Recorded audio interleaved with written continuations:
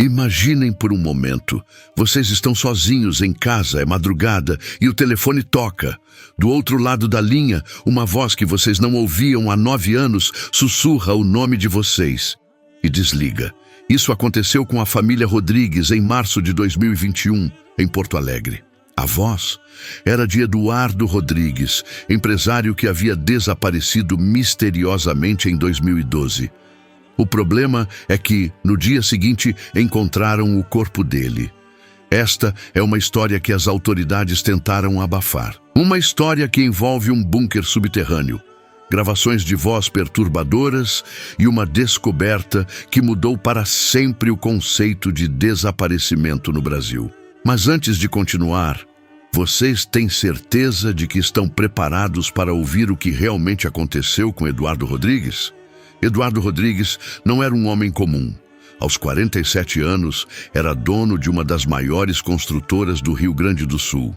Casado há 20 anos com Marina, pai de 2 filhos adolescentes, Eduardo levava uma vida que muitos invejavam.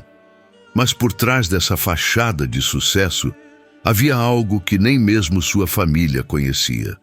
Na manhã de 15 de outubro de 2012, Eduardo beijou Marina antes de sair para o trabalho, como fazia todas as manhãs. Disse que voltaria para o jantar. Essa foi a última vez que alguém o viu, ou pelo menos, a última vez que alguém admitiu tê-lo visto. O carro de Eduardo foi encontrado 3 dias depois, abandonado em uma estrada rural próxima à Canela. As chaves estavam no contato, o celular sobre o banco do passageiro e a carteira intacta. Não havia sinais de luta, não havia sinais de violência. Era como se Eduardo tivesse simplesmente evaporado. Mas havia algo estranho no carro. Algo que a polícia inicialmente ignorou, mas que se tornaria crucial 9 anos depois. No banco traseiro, encontraram uma pá suja de terra fresca e um mapa manuscrito com coordenadas que levavam a uma propriedade rural abandonada nos arredores de Gramado. A família de Eduardo organizou buscas, contrataram detetives particulares, ofereceram recompensas. Marina chegou a aparecer na televisão implorando por informações. Ele não abandonaria a família, ela dizia, com lágrimas nos olhos. Eduardo não é esse tipo de homem, mas será que ela realmente conhecia o marido?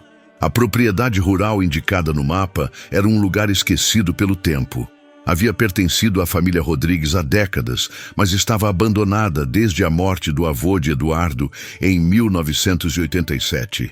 Era um terreno isolado, cercado por mata fechada, onde o silêncio era quebrado apenas pelo som do vento entre as árvores mortas. A polícia fez buscas superficiais na propriedade logo após o desaparecimento, mas não encontrou nada. O que eles não sabiam é que Eduardo havia começado a visitá-la secretamente 6 meses antes de desaparecer. Segundo vizinhos da região, que só falaram após a descoberta do corpo, Eduardo era visto na propriedade durante as madrugadas, sempre sozinho, sempre carregando ferramentas. Quando questionado por um caseiro da região, Eduardo disse que estava se preparando para algo que ninguém mais sabia que estava vindo. Os anos passaram. A família de Eduardo tentou reconstruir a vida. Marina nunca se divorciou oficialmente, sempre manteve a esperança de que o marido voltaria. Os filhos cresceram sem o pai, carregando o peso de não saber se eram órfãos ou abandonados. Até que, em 12 de março de 2021, o telefone da casa dos Rodrigues tocou às 3h33 da manhã. Marina atendeu, ainda sonolenta. Do outro lado da linha, uma voz fraca, quase sussurrando, disse: "Marina, eu nunca saí daqui. Eu nunca consegui sair daqui." Era a voz de Eduardo. Marina gritou, acordou os filhos, ligou para a polícia. Mas quando tentaram rastrear a chamada, descobriram algo impossível. O sinal havia vindo de um telefone enterrado a 3 metros de profundidade na propriedade rural abandonada. A escavação começou no dia seguinte à ligação.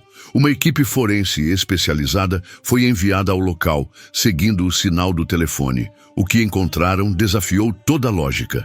A 3 metros de profundidade havia uma estrutura de concreto. Um bunker subterrâneo construído artesanalmente, com aproximadamente 15 metros quadrados. As paredes eram grossas, isoladas acusticamente. Havia um sistema de ventilação rudimentar, prateleiras com mantimentos vencidos e no centro do bunker uma mesa com um gravador digital. E sobre a mesa os restos mortais de Eduardo Rodrigues.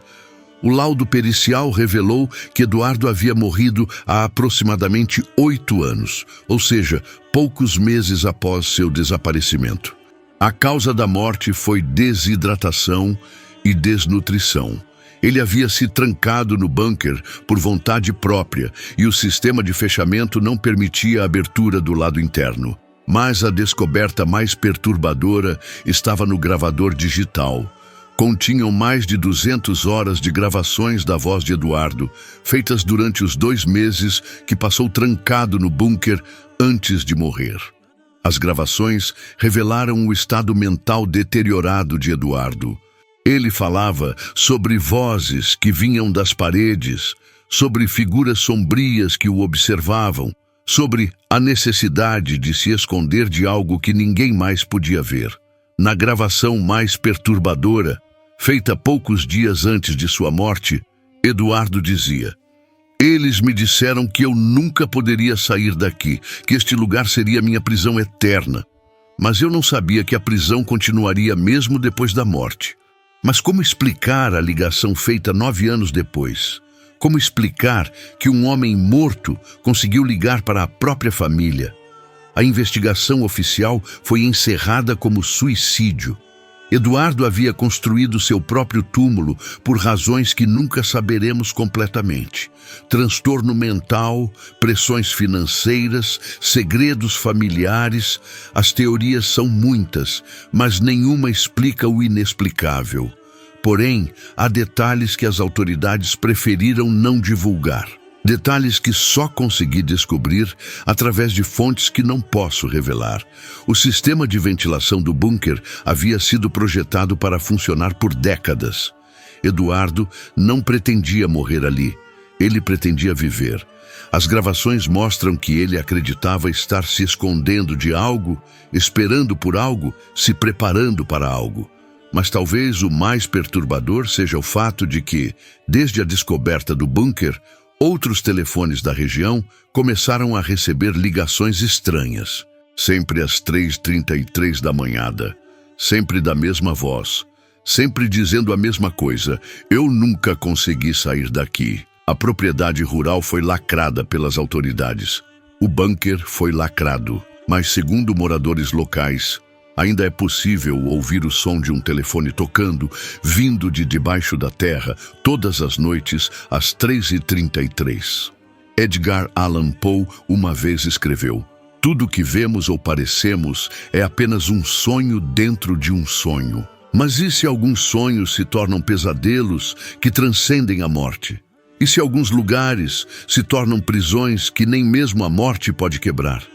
Eduardo Rodrigues queria se esconder de algo. Construiu sua própria prisão. Morreu tentando escapar dela. E talvez ainda esteja tentando. Vocês que estão assistindo a este vídeo agora, sozinhos em casa, talvez sintam um arrepio na espinha. Talvez olhem para o telefone com desconfiança. Talvez se perguntem: será que Eduardo realmente morreu? Ou será que existem tipos de prisão que nem mesmo a morte pode quebrar? E vocês têm certeza de que estão realmente sozinhos assistindo a este vídeo? Comentem aí embaixo. Vocês acreditam que esta história é real? Já sentiram algo parecido? Já receberam ligações estranhas na madrugada? E não se esqueçam, se o telefone tocar hoje às 3h33, talvez seja melhor não atender. Se inscreva no canal se quiser mais histórias que vão fazer vocês questionarem a realidade. E lembrem-se, algumas histórias são reais demais para serem apenas histórias.